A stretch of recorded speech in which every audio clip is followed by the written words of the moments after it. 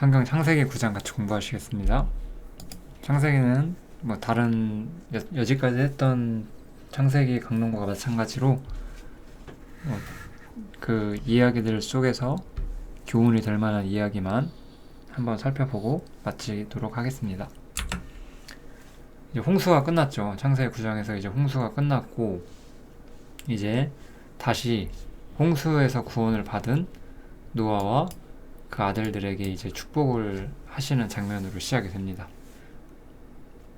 그래서 이제 하나님께서 새로운 세상에 새롭게 복을 주시고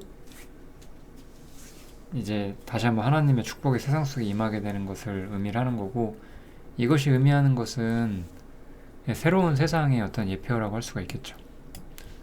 홍수 이전과 홍수 이후의 세상은 상당한 변화가 있었는데, 사실 이것이 진짜 말하고자 하는 것은 장차 주님께서 이 땅에 재림하시고 세상을 심판하시고 의가 거하는 바 새하늘과 새 땅을 세우실 거잖아요. 그러한 완전히 의로운 새로운 세상이 올 것을 의미하는 것이다, 이렇게 생각을 하시면 될 것 같습니다. 창세기 9장도 내용이 많지 않아서 간단히 보시면 될 것 같아요. 네. 좀 보충할 수 있는 성경 구절들을 좀 추가를 했는데, 첫 세상이 심판을 받죠. 그때 세상은, 이거 홍수에 대해서 이제 사도 베드로가 말을 하는 거잖아요. 그때 세상은 물의 넘침으로 멸망하였을 때 이제 하늘과 땅은 그 동일한 말씀으로 불사르기 위하여 간수하신 바 되어 경건치 아니한 사람들의 심판과 멸망의 날까지 보존하여 두신 것이니라, 이렇게 말을 하죠. 그때 세상은 물로 인해서 심판을 받았대요.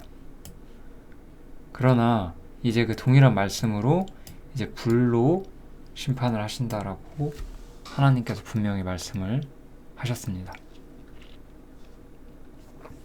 그래서 홍수는 심판이 끝나고 나서 새로운 세상이 오는 것을 의미하는 거고, 이렇게 불로 인한 심판이 끝나게 되면 아까 제가 말씀드렸다시피 의가 거하는 바 새하늘과 새 땅이 오게 되는 거죠. 그래서 베드로는 하나님의 날이 임하기를 간절히 사모하라고 말을 해요. 왜냐면 여러분들이 이 문제에 대해서 좀 생각을 올바로 가지실 필요가 있거든요. 저는 어떤 기독교인들이 하나님이 나중에 오셨으면 좋겠다라고 말하는 것을 들었던 적이 많이 있습니다. 그럼 그들이 하나님이 늦게 오시기를 바라는 이유는 아직 내가 전도를 많이 못했다, 뭐 이런 뉘앙스, 내가 하나님 앞에 합당하게 살고 있지 않다, 그래서 지금 오시면 좀 문제가 있다, 뭐 그런 얘기인 거죠, 사실 쉽게 말하면. 그렇다고 그렇게 말한다는 것은 이 베드로가 말하는 것과 전혀 다른 거잖아요. 그런 사람들은 사실은 세상이 무엇인지 잘 이해를 못해서 그런 겁니다. 이 세상은 의의가 없어요. 이 세상에는 불의로 가득 차 있거든요, 사실. 그 부분을 이해를 해야만 하는 것이고, 그래서 하나님의 통치가 완전히 세워지는 그런 세상이 오기를 베드로가 무척이나 바랬고, 그것을 사모하라고 말하고, 사실 신약 성경을 쓴 사도들은 대부분 주님의 재림을 상당히 기다리고 있습니다. 저도 마찬가지고 우리 모두가 그런 마음으로 매일을 사시면 좋겠네요. 그래서 홍수가 심판과 새로운 세상을 의미하는 거고요. 그리고 그것이 이제 이것은 예표고, 진짜 주님이 재림하셔서 불로 심판을 하시고 의가 거하는 영원한 세계가 오는 것, 그것까지 우리가 생각을 해볼 수가 있겠죠. 그러면 이제 왜 의가 거하는 새하늘과 새 땅이 오는 것이냐, 우리가 이것도 생각을 해봐야 되는데, 항상 여러분들이 세상이라는 것을 이해할 때는, 우리가 세상이라는 걸 볼 때는, 세상은 사실 누구를 위해서 창조가 된 거예요. 누구를 위해서.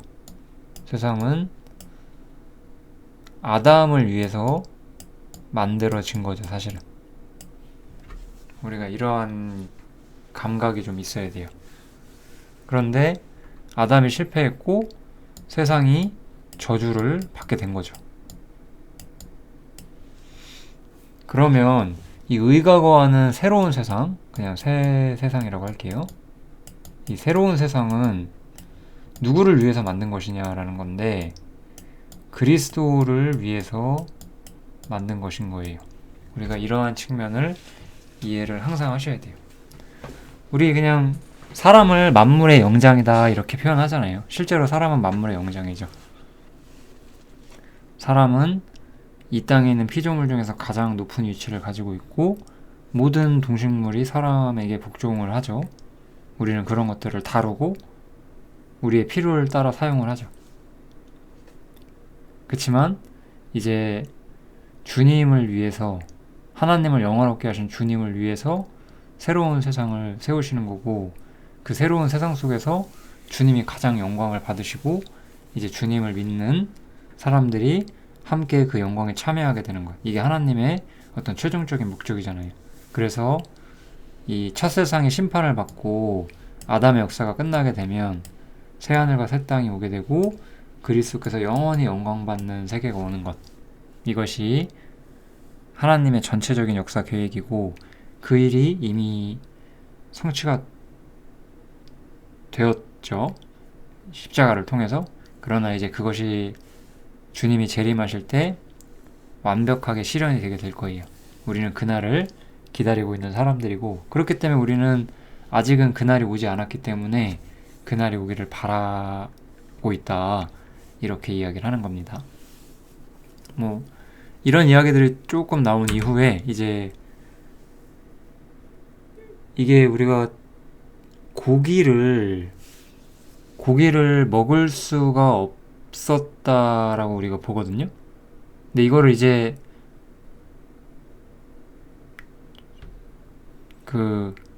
먹을 수 없었지만 누군가는 먹었는지 안 먹었는지 이런 부분들은 성경에서 기록을 안 하고 있기 때문에 저희가 알 수는 없어요.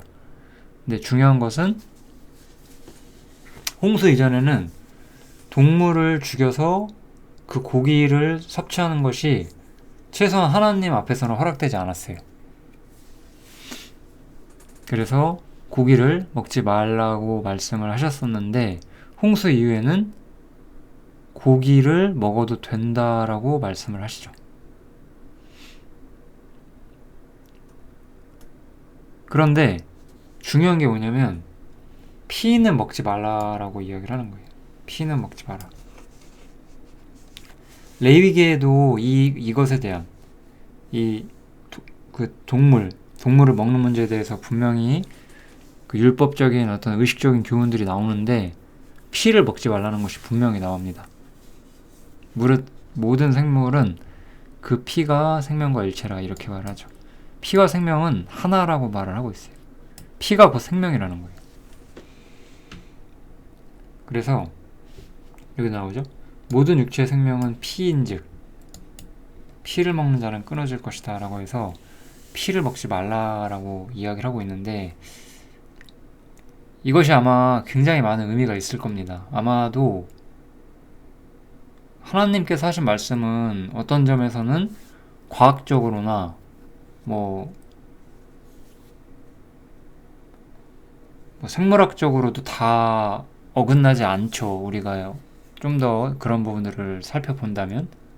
그래서 피를 먹는 것이 아마 좋은 일이 없을 겁니다. 근데 이제 우리가 그런 걸 다루는 게 중요한 게 아니죠. 왜 이 이야기를 하셨고 이 이야기를 통해서 이 신약 시대를 살고 있는 우리들이 어떻게 받아들여야 하느냐, 이게 중요한 건데, 뭐 이게 뭐 이렇게 뭐 이제 한국인을 예로 들면 뭐 선지나 순대를 먹으면 안 된다, 아마 그런 뜻은 아닐 거예요. 여기서 말하는 것은 동물의 어떤 우리가 먹는 고기의 부위에 피가 있고 그것을 뭐 섭취하지 말라는 그런 뜻이 아니죠. 그냥 피라는 것, 생명을 가진 피라는 것을 그냥 그 자체로 마시지 말라는 것을 의미하는 거잖아요. 어떤 우리가 먹는 고기 부위에 있는 그 조금의 피도 먹지 말라 그런 뜻이라기보다는, 그래서 아마도 피는 생명과 일체다, 이것이 아마 우리가 이 문제를 이해하는 핵심 문제가 될 거예요. 이게 의미하는 바는, 그래서 사람이 생명을 취할 수 없다라는 것이 아마 가장 중요한 교훈이 될 겁니다. 사람은 생명을 소유할 수가 없어요. 사람이, 아담이 범죄한 이후에 처음부터 에덴 동산에서 쫓겨났고, 에덴 동산에 생명나무와 선악을 알게 하는 나무가 있었잖아요. 선악을 알게 하는 나무를 먹었고, 나무의 실과를 먹었고, 사람은 쫓겨났죠. 그리고 그룹과 화영검이 생명나무로 가는 길을 막았어요. 사람이 생명을 소유할 수 없다는 거예요. 이거는 어떤 의미냐면, 사람이 자기 힘으로 생명을 얻고 하나님 앞에 나아가는 길이 없다는 거죠. 사람에게는, 사람이 가진 전적으로 타락한 상태, 그런 것들을 의미를 한다고 우리가 봐야 될 것 같습니다. 사람은 하나님께 나아갈 수가 없죠. 생명을 소유할 수가 없는 거예요. 성경에서는 생명이라는 것을 그냥 여러분이나 저나 지금 아직 살아있고 살아있는 동식물들이 있잖아요. 그렇게 보지 않고 하나님의 생명을 가졌느냐 아니냐, 이것을 중요하게 보기 때문에, 아마 여기서 우리가 생각할 수 있는 점은, 사람이 하나님의 생명을 자기 행위, 자기 수고, 자기 노력으로 전혀 얻어낼 수 있는 것이 아니다. 아마 그런 것들을 의미한다, 이렇게 보셔야 될 것 같아요. 그래서 사도 요한은 특히 다른 어떤 사도들보다 이 생명이라는 측면에서 많은 이야기를 하는데, 사도 요한이 이렇게 말을 하죠. 여기 중간 부분만 볼게요. 이게 요한복음 1장부터인데, 만물이 그로 말미암아 지은 바 되었다라고 말해요. 만물은 이제 온 세상 것들과 사람, 동물, 식물, 이런 것들을 다 포함하는 개념인데, 그것들은 모두 주님으로 말미암아 지은 바 되었다, 만들어진 것이다 라고 말을 해요. 그러나 그 안에, 여기서 그는 이 주님을 말하는 거예요. 주님 안에만 생명이 있었다라고 말을 하는 거예요. 그래서 사도 요한은 오직 예수 그리스도만이 생명을 가지고 있었고, 믿음을 통해서 그 생명을 믿는 자들이 받게 된다라는 측면을 말하는 거고, 그래서 사람이 자기 행위와 노력으로 율법을 통해서 생명을 얻는 길은 없다라고 말하는 거예요. 오직 하나님께서만 생명을 가지고 계시고, 그 생명을 믿는 사람에게 내어 주시는 것이다 라고 요한은 말을 하죠. 그래서 사람은 생명을 소유할 수 없다는 것을 아마 의미하는 것이, 이 피를 먹을 수 없다는 것이 아마 가장 중요한 교훈이라고 생각해도 될 것 같습니다. 한번 생각을 해보세요. 우리가 어떤 교회들이 말하는 것처럼 피가 섞여 있는 고기를 먹는다고 해서 죄가 악해지는 건 아니잖아요. 아마 그런 의미로 이 구절이 있는 건 아닐 거예요. 이것은 사람이 생명을 소유할 수 없다는 것을 분명히 가르쳐주고 있다, 그렇게 이해하시면 될 것 같습니다. 그 다음에 참 짧지만 되게 중요한 내용들이 나오죠. 노아가 이제 새로운 세상에 왔는데, 어차피 이것은 의미이긴 하지만 실제로 의가 거하는 새하늘과 새 땅이 온 건 아니잖아요. 그래서 다시 한번 인류 역사가 시작이 되고, 노아가 이제 농업을 시작했는데, 농업을 시작하다 보니까 포도나무가 나왔고, 이제 술이라는 것이 좀 나오기 시작을 한 것 같아요. 그래서 포도주를 마시고 취해서 좀 발가벗고 잠들었거나 그러겠죠.